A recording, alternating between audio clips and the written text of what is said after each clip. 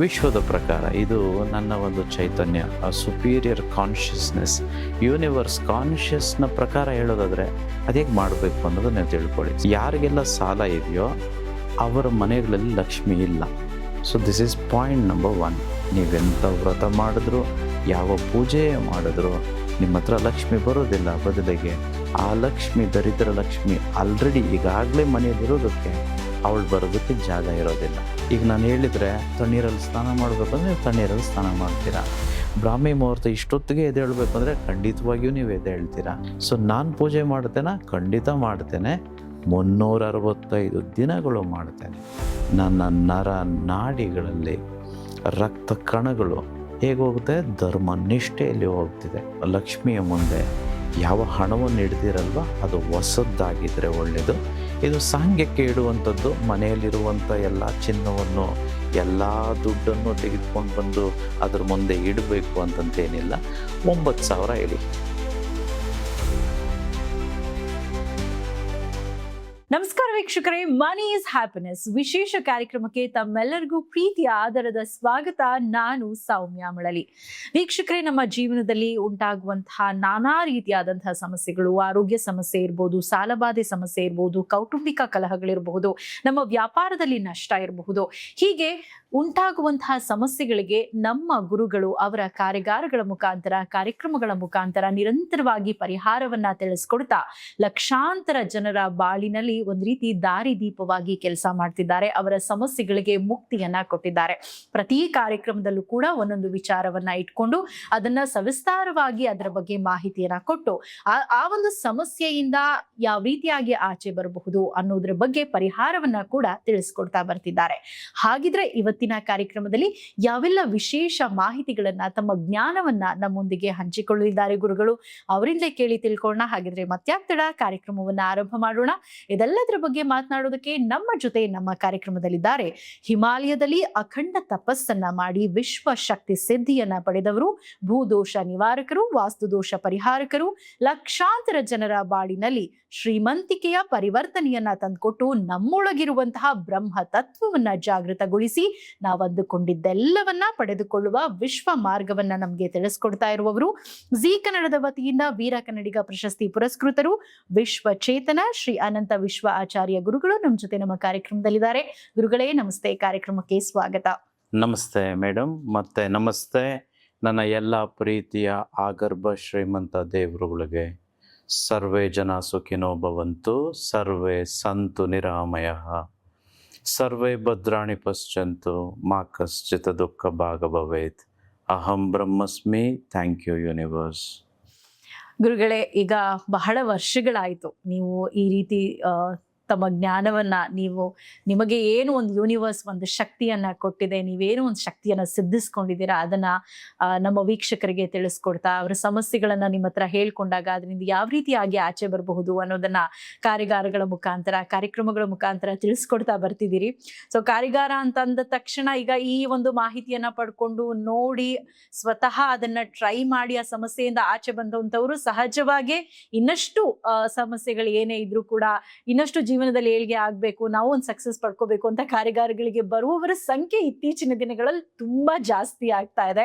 So ನಮ್ಮ ಪ್ರತಿ ಕಾರ್ಯಾಗಾರದಲ್ಲೂ ಕೂಡ ಒಂದಷ್ಟು ಲಿಮಿಟೆಡ್ ಸೀಟ್ಸ್ ಇರುತ್ತೆ. ಬಟ್ ಲಾಸ್ಟ್ ಟೈಮ್ ಪ್ರತಿ ಸರಿ ಆಗುವಂತೆ ಲಾಸ್ಟ್ ಟೈಮ್ ಕೂಡ ಸಾಕಷ್ಟು ಸಂಖ್ಯೆಯಲ್ಲಿ ಜಾಸ್ತಿ ಜನ ಬಂದ್ರು. ಅಲ್ಲಿ ಇದ್ದಿದ್ದು ಲಿಮಿಟೆಡ್ 500 ಸೀಟ್ಸ್, ಬಟ್ ಅದಕ್ಕಿಂತ ಜಾಸ್ತಿ ಬಂದು ಅಲ್ಲಿ ಕುತ್ಕೊಳ್ಳೋಕ್ಕೂ ಜಾಗ ಸಾಕಾಗದೆ ಕೆಳಗಡೆ ಕುತ್ಕೊಂಡ್ರು. ಕೆಲವೊಬ್ರು ವಾಪಸ್ ಹೋಗ್ಬೇಕಾದಂತ ಒಂದು ಅನಿವಾರ್ಯತೆ ಬಂತು. ಸೊ ಹಾಗಾಗಿ ಗುರುಗಳೇ, ಇನ್ನು ಮುಂದಿನ ಕಾರ್ಯಾಗಾರಗಳಲ್ಲಿ ಇನ್ನಷ್ಟು ಅದರ ಸೀಟ್ನ ಸಂಖ್ಯೆಯನ್ನ ಜಾಸ್ತಿ ಮಾಡಿ ಇನ್ನೊಂದು ದೊಡ್ಡ ಹಾಲ್ನಲ್ಲಿ ಮಾಡೋದಕ್ಕೆ ವ್ಯವಸ್ಥೆಯನ್ನ ಮಾಡಬಹುದಾ? ಇದು ನನ್ನ ರಿಕ್ವೆಸ್ಟ್ ಅಲ್ಲ, ನಮ್ಗೆ ಯಾರೆಲ್ಲ ನಮ್ಮ ಕಾರ್ಯಕ್ರಮಗಳನ್ನ ನೋಡಿ ಕರೆ ಮಾಡ್ತಿರ್ತಾರಲ್ಲ ಆ ವೀಕ್ಷಕರ ಕಾರ್ಯಾಗಾರ ಅಟೆಂಡ್ ಮಾಡ್ಬೇಕು ಅಂತಿರುವ ಜನರ ಒಂದು ರಿಕ್ವೆಸ್ಟ್. ಅವರ ಪರವಾಗಿ ನಾನು ನಿಮ್ಗೆ ಕೇಳ್ಕೊಳ್ತಿದ್ದೀನಿ ಗುರುಗಳೇ. ಖಂಡಿತ ಇದು ಒಳ್ಳೆ ವಿಚಾರ. ಆದರೆ ನಾನು ಇದನ್ನು ಪ್ಲ್ಯಾನ್ ಮಾಡಿ ಹೀಗೆ ಇರಬೇಕು ಅಂತಲೇ ಮಾಡಿದ್ದು. ಸೊ ಇಕ್ಕಟ್ಟಾಗೇ ಇರಬೇಕು, ಸ್ವಲ್ಪ ಕಂಫರ್ಟಬಲ್ ಆಗಿ ಇರಬಾರ್ದು ಅಂತಂತೇಳಿ it was designed by me. ಇದಕ್ಕೆ ಉತ್ತರ ಹೇಗೆ ಕೊಡ್ಬೋದು ಅಂತಂದರೆ, ನೀವು ನಮ್ಮ ಹಿಂದೂ ಟೆಂಪಲ್ಸ್, ದೇವಸ್ಥಾನಗಳಿಗೆ ನೀವು ಹೋಗೋದೇ ಆದರೆ ಎಷ್ಟೋ ಸಾವಿರಾರು ವರ್ಷಗಳ ಹಿಂದುಗಡೆ ಟೆಕ್ನಾಲಜಿ ಏನು ಅಂತ ಗೊತ್ತಿಲ್ಲದೆ ಇರೋ ಸಮಯದಲ್ಲೇ ಅಷ್ಟು ಅದ್ಭುತವಾದ ಕಲಾಕೃತಿಗಳು, ದೇವಸ್ಥಾನಗಳನ್ನು ಮಾಡಿರುವಂಥದ್ದು. ಆದರೆ ನೀವು ಮುಖ್ಯ ದ್ವಾರ ಅಥವಾ ಬಾಗಿಲನ್ನು ಗಮನಿಸಿದರೆ ಎಲ್ಲ ದೇವಸ್ಥಾನಗಳಲ್ಲೂ ಬಾಗಿಲುಗಳು ನಮ್ಮ ಹೈಟ್ಗೆ ಇರದೆ, ನಮ್ಮ ಎತ್ತರಕ್ಕೆ ಇರದೆ ಸ್ವಲ್ಪ ಕೆಳಗಡೆ ಇರುತ್ತೆ. ಹೌದು. ಆಮೇಲೆ ನೀವು ಗರ್ಭಗುಡಿಯನ್ನು ಯಾವತ್ತಾದ್ರೂ ಗಮನಿಸಿದ್ದೀರಾ? ವಿಶಾಲವಾಗಿಲ್ಲ, ಅದು ತುಂಬ ಚಿಕ್ಕದಾಗಿ ಕಿರಿದಾಗಿರುತ್ತೆ. ಏಕೆ ಇದು? It is designed by purpose. Doesn't matter ಆ ದೇವಸ್ಥಾನಕ್ಕೆ ಮಹಾರಾಜರು ಬರ್ತಿದ್ದಾರೋ ಅಥವಾ ದೊಡ್ಡ ಅಧಿಕಾರಿಗಳು ಬರ್ತಿದ್ದಾರೋ ಅಥವಾ ದೊಡ್ಡ ಮನುಷ್ಯ ಅವರು ಇವರು VIP, ಎಲ್ಲರೂ ತಲೆ ತಗ್ಗಿಸಿಯೇ ಬರಬೇಕು. ಯಾಕಂತಂದರೆ ಆ ದೇವರ ಹತ್ತಿರ, ಯೂನಿವರ್ಸ್ನ ಹತ್ರ, ವಿಶ್ವದ ಹತ್ತಿರ ನಾವು ಅವರ ಕಾಲಿನ ಧೂಳಿಗೂ ಸಮನಲ್ಲ. ಇದು ಪಾಶ್ಚಾತ್ಯ ಸಂಸ್ಕಾರ. ಇದು ವೆಸ್ಟರ್ನ್ ಕಲ್ಚರ್ ಹೇಗಿದೆ ಅಂತಂದರೆ ಎಲ್ಲವೂ ದೊಡ್ಡದಾಗಿ, ವಿಶಾಲವಾಗಿ, ಅದ್ಭುತವಾಗಿ. ಅದಕ್ಕೆ ನಾನು ಇದಕ್ಕೂ ಮುಂದೆ ಒಂದು ಸಲ ಹೇಳಿದ್ದೆ, ಈ ಪಬ್ಬು, ಬಾರು, ರೆಸಾರ್ಟು, ಹೋಮ್ ಸ್ಟೇಗಳು, ನೀವು ಕೆಸಿನೋಗಳು ಈ ರೀತಿ ಎಲ್ಲ ನೋಡಿದರೆ ತುಂಬ ಬ್ಯೂಟಿಫುಲ್ ಆಗಿರುತ್ತೆ. ಒಳ್ಳೆ ಲೈಟಿಂಗ್ ಇರುತ್ತೆ, ಒಳ್ಳೆ ಆ್ಯಂಬಿಯನ್ಸ್ ಇರುತ್ತೆ, ಪರ್ಫ್ಯೂಮ್ ಇರುತ್ತೆ, ಏನು ಬೇಕೋ ಅದೆಲ್ಲ ಸಿಗುತ್ತೆ. But does it really take us to ಮುಕ್ತಿ ಹಾದಿಯಲ್ಲಿ ತೆಗೆದುಕೊಂಡು ಹೋಗುತ್ತಾ? I doubt if it is. ಇನ್ನೊಂದು ನೋಡಿ, ನಾವೆಲ್ಲರೂ ತಾಯಿ ಗರ್ಭದಿಂದನೇ ಹುಟ್ಟು ಬಂದಿದ್ದೀವಿ, ತಾಯಿ ಹೊಟ್ಟೆಯಲ್ಲಿದ್ವಲ್ವಾ? ಆ ದೇವರು ನಮ್ಮನ್ನು ಒಳಗಡೆ ಇಡಿಸಿದ್ರು. ಕಂಫರ್ಟಬಲಾಗಿ ಇಡಿಸಿದ್ರ? ನೀವೇ ಹೇಳಿ. ಇದು 30-40 ಸ್ಕ್ವೇರ್ ಫೀಟಲ್ಲಿ ಒಳ್ಳೆ ಬೆಡ್ರೂಮಲ್ಲಿ ಮಲಗಿಸಿದ್ನ ನಮ್ಮನ್ನೆಲ್ಲ. 9 ತಿಂಗಳುಗಳು ತಾಯಿ ಹೊಟ್ಟೆಯಲ್ಲಿದ್ವಲ್ವಾ? ಅಡ್ಜಸ್ಟ್ ಮಾಡ್ಕೊಂಡೇ ತಾನೇ ಇದ್ದಿದ್ದು. ಆಮೇಲೆ ನಿಮಗೆಲ್ಲ, ಐ ಥಿಂಕ್ ಆಲ್ ವಿಮೆನ್, ಯಾರಿಗೆಲ್ಲ ಮಕ್ಕಳಾಗಿದೆಯೋ ಅವ್ರಿಗೆ ಅರ್ಥ ಆಗುತ್ತೆ. ಅಲ್ಲ, ಎಲ್ಲ ನೋವುಗಳಿಗಿಂತ ಬಹುದೊಡ್ಡ ನೋವು ಅನ್ನೋಂಥದ್ದಿದ್ರೆ ಅದು ಹೆರಿಗೆ ನೋವು ಅಂತ ಹೇಳ್ತಾರೆ, ಲೇಬರ್ ಪೇಯ್ನ್ ಅಂತೇಳಿ. ಅಲ್ಲ, ಭಗವಂತನಿಗೆ ನೋವಿಲ್ಲದೇನೂ ಮಗು ಬರೋ ಹಾಗೆ ಮಾಡ್ಬೋದಿತ್ತಲ್ವಾ? ಅದ್ಯಾಕೆ ಅಷ್ಟು ನೋವನ್ನು ಸೃಷ್ಟಿ ಮಾಡ್ದ? ಹೆಣ್ಣಿಗೆ ಮಾತ್ರ ಹೇಗೆ ಸೃಷ್ಟಿ ಮಾಡ್ದ? ಸೊ ಹಾಗಾಗಿ one must understand this is the law of universe and law of nature.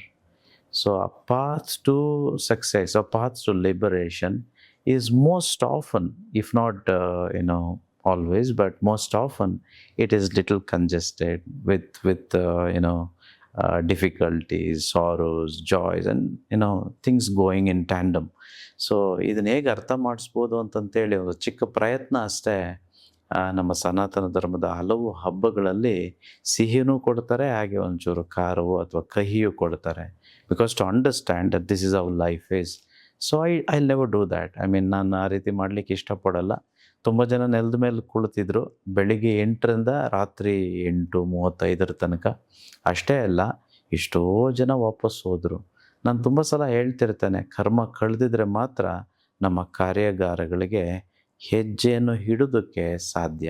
ಅಷ್ಟೇ ಅಲ್ಲ, ಅದನ್ನು ಕೇಳಿಸ್ಕೊಳ್ಳೋದಕ್ಕೆ ಸಾಧ್ಯ, ಕೇಳಿಸಿಕೊಂಡದನ್ನು ಪಾಲಿಸೋದಕ್ಕೆ ಸಾಧ್ಯ, ಹಾಗೆ ಎಲ್ಲವನ್ನು ಪಡ್ಕೊಂಡು ಸುಖ ಶಾಂತಿ ನೆಮ್ಮದಿಯಿಂದ ಜೀವಿಸೋದಕ್ಕೆ ಸಾಧ್ಯ. ಇವತ್ತು ವರಮಹಾಲಕ್ಷ್ಮಿ ಹಬ್ಬ.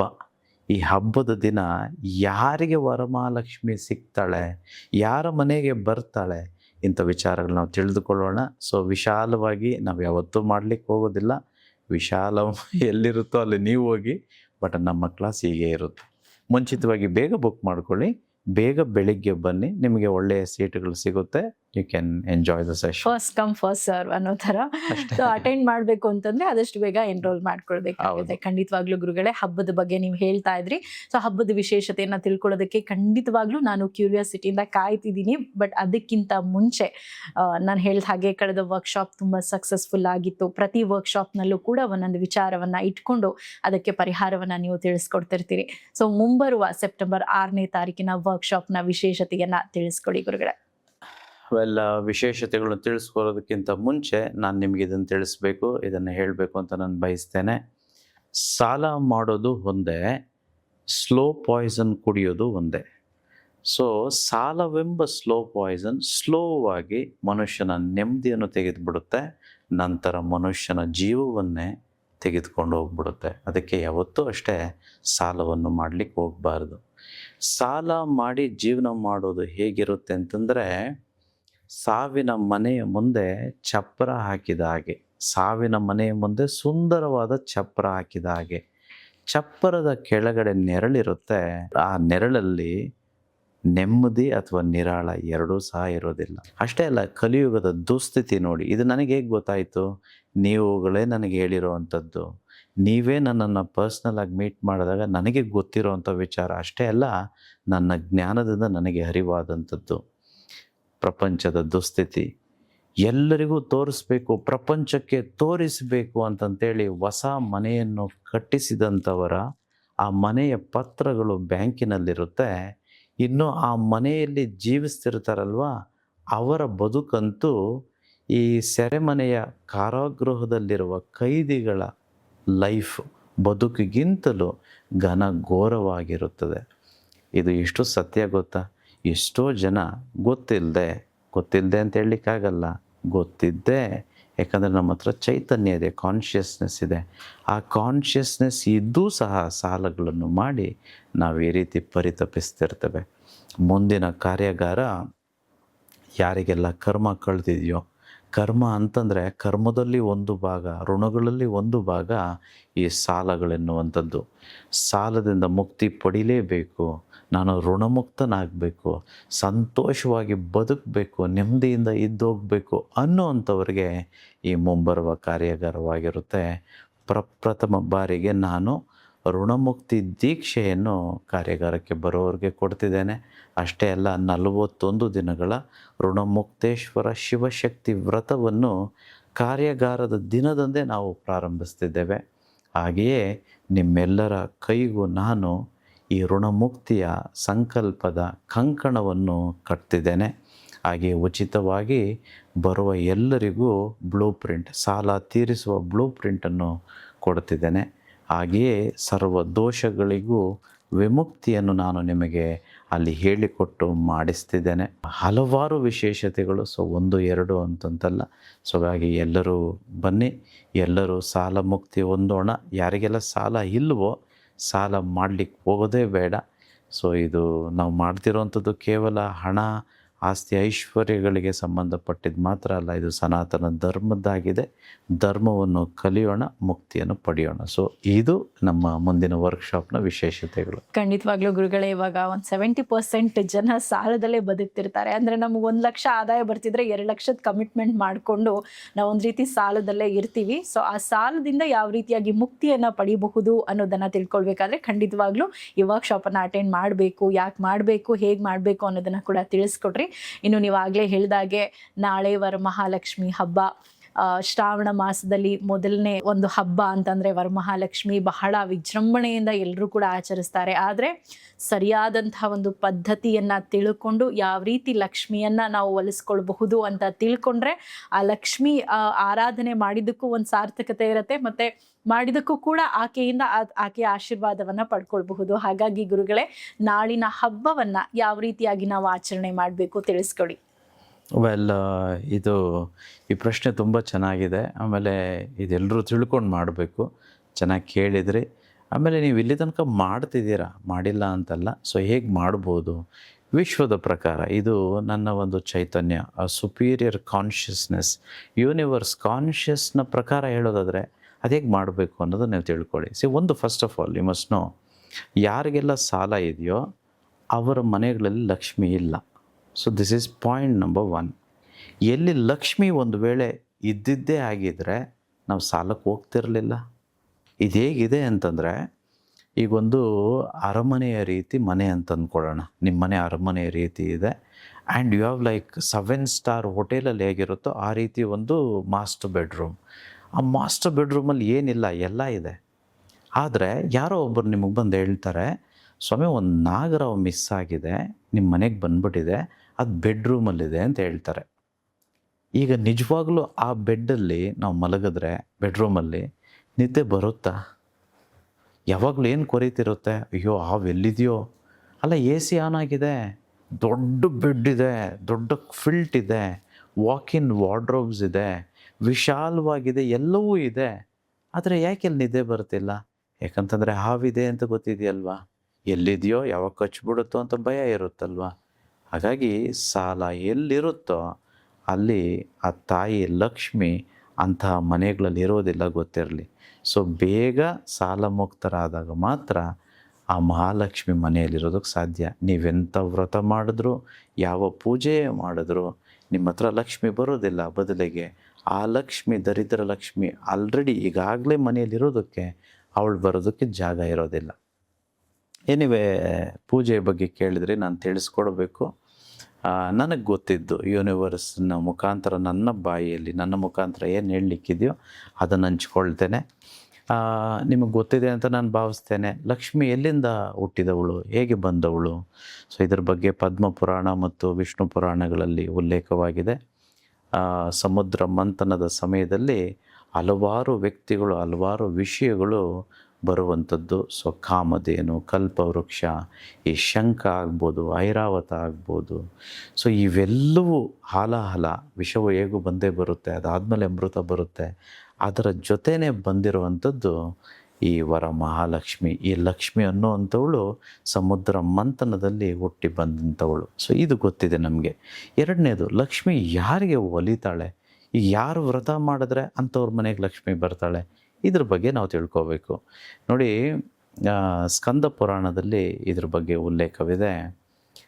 ಕೈಲಾಸದಲ್ಲಿ ಮಾತೆ ಪಾರ್ವತಿಯು ಪರಮೇಶ್ವರನಲ್ಲಿ ಕೇಳ್ತಾಳೆ, ಸ್ವಾಮಿ, ಈ ಹೆಂಗಸರಿಗೆ, ಸ್ತ್ರೀಯರಿಗೆ ಈ ಭಾಗ್ಯ ಸಿಗಬೇಕು, ಸೌಭಾಗ್ಯ ಸಿಗಬೇಕು, ಸಿರಿ ಸಂಪತ್ತು, ವೈಭೋಗ ಎಲ್ಲವೂ ಲಭಿಸಬೇಕು ಸ್ತ್ರೀಗೆ ಅಂತಂದರೆ ಯಾವ ವ್ರತ, ಯಾವುದು ಶ್ರೇಷ್ಠವಾದ ವ್ರತ, ಯಾವುದನ್ನು ನಾವು ಮಾಡಬೇಕು ಅಂತ ಕೇಳ್ತಾರೆ. ಆಗ ಪರಮಾತ್ಮ ಶಿವ ಈ ರೀತಿ ಉತ್ತರ ಕೊಡ್ತಾನೆ, ಅದು ಚಾರುಮತಿ ಎಂಬ ವ್ಯಕ್ತಿಯ ಉದಾಹರಣೆಯ ಮೂಲಕ ಈ ಒಂದು ಉದಾಹರಣೆ ಕೊಡುವಂಥದ್ದು. ಸೊ ಚಾರುಮತಿ ಅನ್ನುವಂಥವಳು ಎಷ್ಟೋ ಕಾಲಗಳ ಹಿಂದುಗಡೆ, ಎಷ್ಟೋ ವರ್ಷಗಳ ಹಿಂದುಗಡೆ ಒಂದು ಪುಣ್ಯವಂತ ಮಹಿಳೆ ಬದುಕದಂಥವಳು ಈ ಒಂದು ಪುಣ್ಯ ಭೂಮಿ ಭಾರತ ದೇಶದಲ್ಲಿ. ಅವಳು ಎಷ್ಟು ಒಳ್ಳೆಯವಳು ಅಂತಂದರೆ, ಸಾಮಾನ್ಯವಾಗಿ ಹೇಳಬೇಕು ಅಂತಂದರೆ ಪತಿವ್ರತೆ, ಮಹಾನ್ ಪತಿವ್ರತೆ. ಹಾಗೆಯೇ ತಾನು ಇದ್ದ ಮನೆಯಲ್ಲಿ ತನ್ನ ಅತ್ತೆ ಮಾವಂದಿರನ್ನು ದೇವರ ಹಾಗೆ, ಅಂದರೆ ತಂದೆ ತಾಯಿ ಹಾಗೆ ನೋಡಿಕೊಂಡವಳು.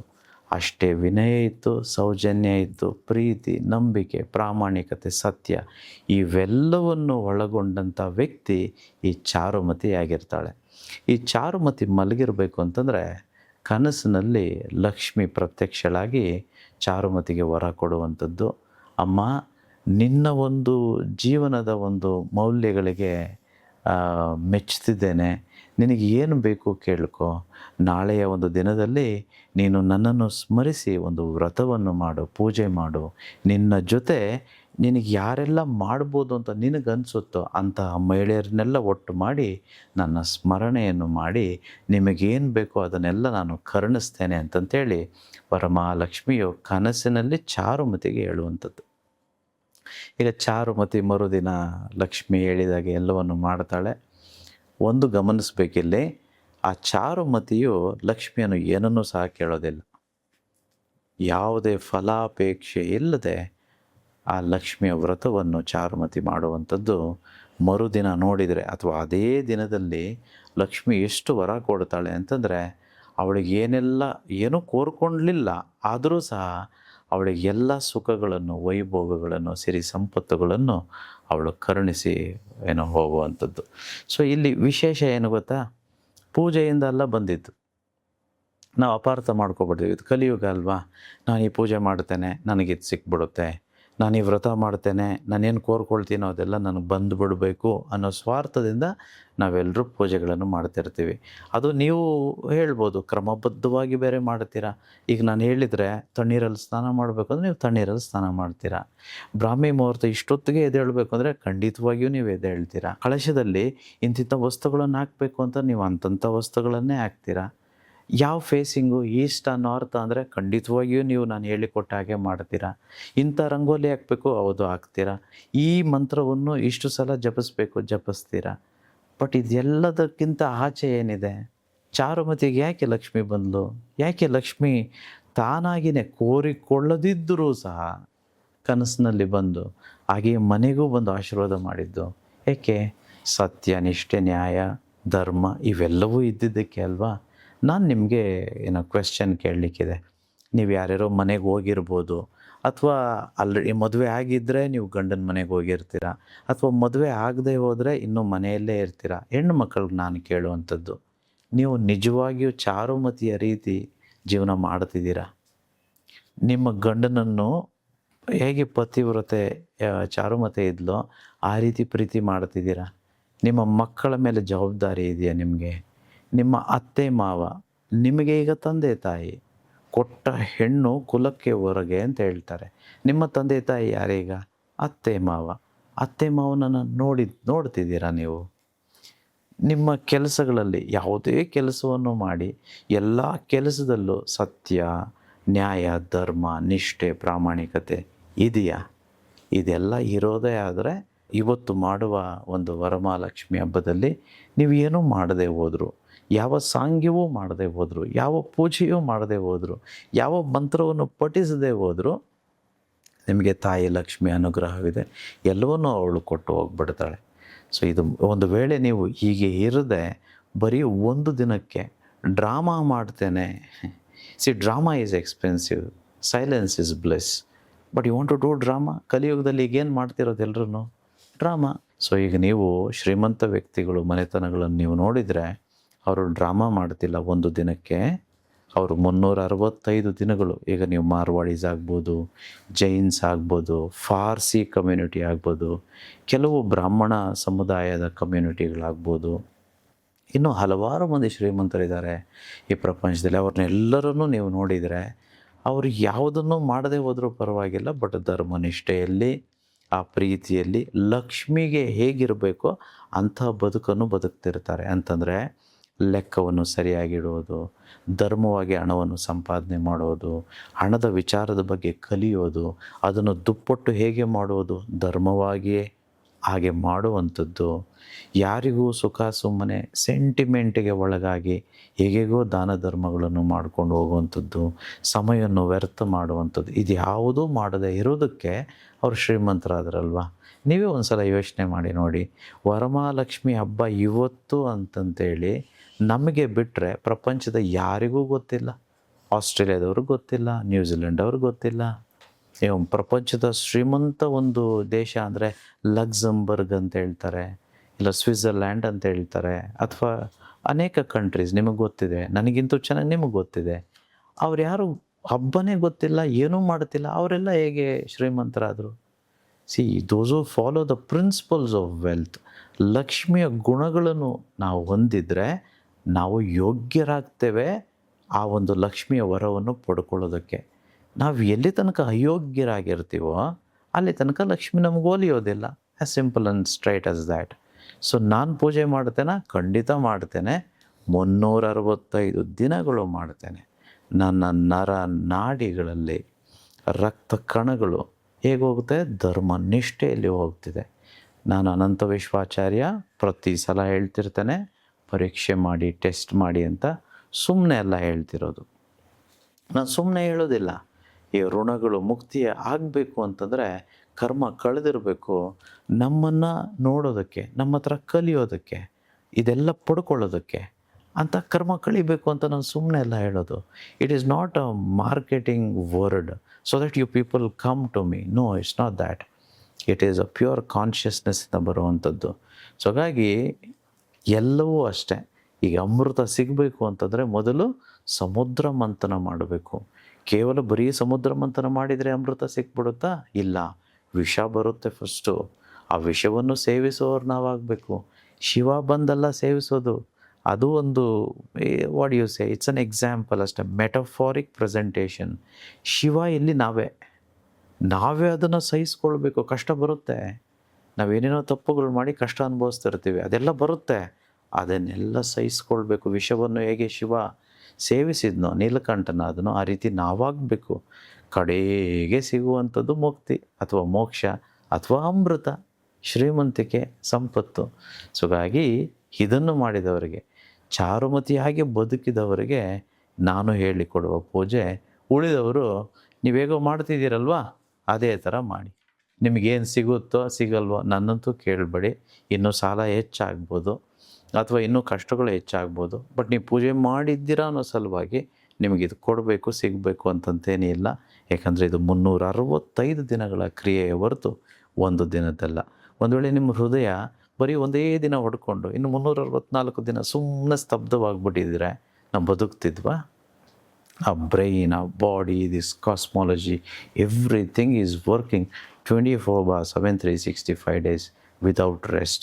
And that's how our mind has to be if we have to attract wealth into ourselves. Anyway, ನಾನು ಮೇಡಮ್ ಕೇಳಿದ್ರು, ಅಮ್ಮವ್ರು ಕೇಳಿದ್ರು, ನಾನು ಹೇಳಬೇಕು ಹೇಗೆ ಪೂಜೆ ಮಾಡಬೇಕು ಅಂತಂತೇಳಿ.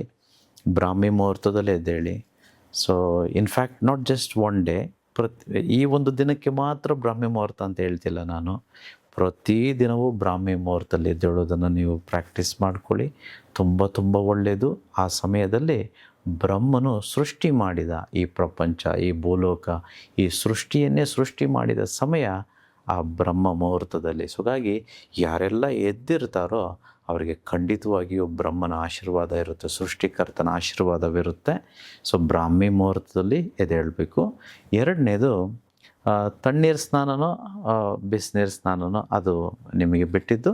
ಇದು ಕೇವಲ ಬಾಹ್ಯದ ಒಂದು ಶುಚಿತ್ವಕ್ಕೆ ಮಾತ್ರ. ಸೊ ಹಾಗಾಗಿ you can take bath comfortably. ಅದಾದಮೇಲೆ ನೀವು ಹೊರಗಡೆ, ಮನೆಯ ಹೊರಗಡೆ ಒಂದು ಪದ್ಮ ರಂಗೋಲಿಯನ್ನು ಹಾಕಬೇಕು. ಇದು ತುಂಬ ಸುಲಭವಾಗಿದೆ, ನನಗೂ ಬರುತ್ತೆ ಹಾಕಲಿಕ್ಕೆ. ಸೊ ಒಂದು ಹೊರಗಡೆ ಹಾಕ್ಬೋದು, ಮನೆಯ ಹೊರಗಡೆ ಬಾಗಿಲನ್ನ ಆಚೆ ಹಾಕ್ಬೋದು. ಇದನ್ನು ಅಕ್ಕಿ ಹಿಟ್ಟಿನಲ್ಲಿ ಹಾಕಬೇಕು. ಹಾಕೋ ಉದ್ದೇಶ ಇಷ್ಟೇ, ಸನಾತನ ಧರ್ಮದಲ್ಲಿ ನಾವು ಮಾಡುವ ಎಲ್ಲ ಕ್ರಿಯೆಯಲ್ಲೂ ದಾನ ಪ್ರಕ್ರಿಯೆ ಇತ್ತು. ಸೊ ಅಕ್ಕಿ ಹಿಟ್ಟಲ್ಲಿ ರಂಗೋಲಿ ಹಾಕಿದ್ರೆ ಆ ಅಕ್ಕಿ ಹಿಟ್ಟನ್ನು ನಮ್ಮ ಕರ್ಮಗಳನ್ನು ಕಳೀಲಿ ಅಂತಂತೇಳಿ ಈ ಪಕ್ಷಿಗಳು ಬಂದು ತಿನ್ನುವಂಥದ್ದು, ಹಾಗೆ ಇರುವೆಗಳು, bacterias, various other things will come and consume ಮಾಡಲಿ ಅಂತಲೇ ಅಕ್ಕಿ ಹಿಟ್ಟಲ್ಲಿ ಹಾಕ್ತಿದ್ದು, ಯಾವುದ್ಯಾವುದರಲ್ಲೂ ಹಾಕ್ಬಾರ್ದು. ಇನ್ಫ್ಯಾಕ್ಟ್ ಅದು ಪ್ರತಿದಿನವೂ ಹೀಗೆ ಮಾಡಿದರೆ ಒಳ್ಳೆಯದು. ಲಕ್ಷ್ಮಿಯ ಮುಂದೆ ಯಾವ ಹಣವನ್ನು ಹಿಡ್ದಿರಲ್ವ ಅದು ಹೊಸದ್ದಾಗಿದ್ದರೆ ಒಳ್ಳೆಯದು. ಇದು ಸಾಂಗ್ಯಕ್ಕೆ ಇಡುವಂಥದ್ದು. ಮನೆಯಲ್ಲಿರುವಂಥ ಎಲ್ಲ ಚಿನ್ನವನ್ನು, ಎಲ್ಲ ದುಡ್ಡನ್ನು ತೆಗೆದುಕೊಂಡು ಬಂದು ಅದ್ರ ಮುಂದೆ ಇಡಬೇಕು ಅಂತಂತೇನಿಲ್ಲ. 9,000 ಇಡಿ. 9,000 ಹೊಸ ನೋಟ್ ಆಗಿರಬೇಕು. ಒಂದು ವೇಳೆ ಕಾಯಿನ್ಸ್ ಏನಾದರೂ ನೀವು ಕಳಶದ ಒಳಗಡೆ ಹಾಕಬೇಕು. ಹಾಗೆ ಹೊರಗಡೆನೂ ಇಡುವಂಥದ್ದಿದೆ. ಅಲ್ಲಿ ಇಡಬೇಕು ಅಂತಂದರೆ ಅದು ಯಾರ್ಯಾರ ಕೈಯಿಂದನೋ ಏನೋ ಬಂದಿರುತ್ತೆ. ಸೊ ಹಾಗಾಗಿ ಅದನ್ನು ನೀವು ಗಂಗಾಜಲದಲ್ಲಿ ತೊಳೆದು ಇಟ್ಟರೆ ಒಳ್ಳೆಯದು. ಒಂದು ವೇಳೆ ಗಂಗಾಜಲವಿಲ್ಲದಿದ್ದರೆ ಹಾಲಲ್ಲಿ ತೊಳೆದು ಅದನ್ನು ದೇವರ ಮುಂದೆ ಇಡಬೇಕು. ಸೊ ಹಾಗೆ ಇನ್ನೂ ತುಂಬ ಜನ ಮುತ್ತೈದೆಯರನ್ನು ನೀವು ಕರಿತೀರ, ಮನೆಗೆ ಕರಿತೀರ.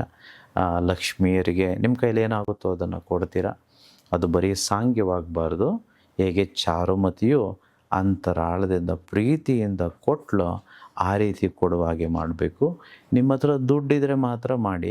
ನಿಮ್ಮ ಹತ್ರ ಏನೂ ಇಲ್ಲ ಅಂತಂದರೆ ಸಾಲ ಮಾಡಿ ಆಡಂಬರವಾಗಿ ಏನೂ ಮಾಡೋದಕ್ಕೆ ಹೋಗ್ಬೇಡಿ. ಲಕ್ಷ್ಮಿಗೆ ಸ್ವಲ್ಪ ಸಹ ಇಷ್ಟನೇ ಆಗೋದಿಲ್ಲ. ನಿಮ್ಮ ಹತ್ರ ಇರುವ ಹಣದಲ್ಲಿ ಮಾತ್ರ ಮಾಡಬೇಕು. ಸೊ ಈಗ ಬ್ಲೌಸ್ ಪೀಸ್ ಏನೋ ಕೊಡ್ತೀರಾ ಅಥವಾ ತಾಂಬೂಲ ಕೊಡ್ತೀರಾ, ಏನಿದೆಯೋ ಅಷ್ಟೇ. ನಾಟ್ ಟು ಪ್ಲೀಸ್ ಎನಿಬಡಿಯ. ಇಲ್ಲಿ ಎಲ್ಲರೂ ಮೆಚ್ಚೋದಕ್ಕೆ ಮಾಡ್ತಿಲ್ಲ. ನೀವು ಯಾರನ್ನ ಮೆಚ್ಚೋದಕ್ಕೆ ಮಾಡ್ತಿದ್ದೀರಾ? ಆ ಮಾತೆಯನ್ನು ಮೆಚ್ಚೋದಕ್ಕೆ ನಾವು ಮಾಡ್ತಿರೋದು. ಸೊ ಹಾಗಾಗಿ ಇದು ಮನಸ್ಸಿನಲ್ಲಿರಲಿ. ಹಾಗೆಯೇ ಯಾರೆಲ್ಲ ಬರ್ತಾರೋ ಅವರಿಗೆಲ್ಲ ನಾನು ಈಗಾಗಲೇ ಹೇಳ್ದಾಗೆ ಅವರಲ್ಲಿ ಮಾತೆ ಲಕ್ಷ್ಮಿಯನ್ನು ನೋಡಬೇಕು. ಸಹಜವಾಗಿ ನಾನು ಗಮನಿಸಿದ ಪ್ರಕಾರ ಮನೆಗಳಲ್ಲಿ ಮಾಡುವಂಥದ್ದು ಸುಮ್ಮನೆ ಒಂದು ಶೋ ಆಫ್ಗೆ.